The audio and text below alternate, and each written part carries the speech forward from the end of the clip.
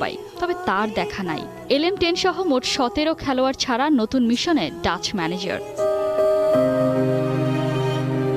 লা লিগার মৌসুমের প্রথম ট্রেনিং, যেটা কিনা হবে মেসিবিহীন।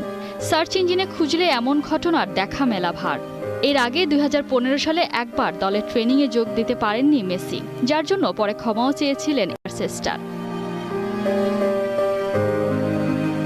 তবে সেই সময়টা এখন বড্ড বাসি। সুখের ঘরে গ্রহণ লেগেছে, বিচ্ছেদের অনলে পুড়ছে বার্সা মেসি।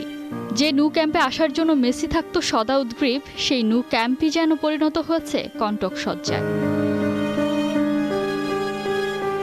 এতদিন কিছু না বললেও এবার মুখ খুলেছে লা লিগা।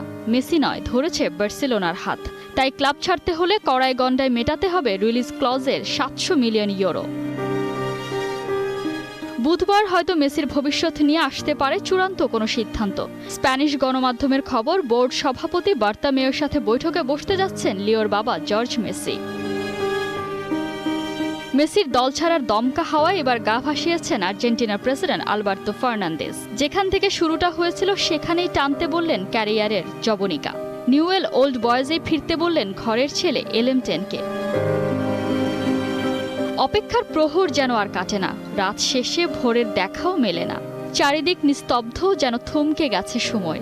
লাল নীল কিংবা আকাশী নীল, যে রূপেই ফিরুক না কেন, মেসি তো থাকবে তার আপন মহিমায়।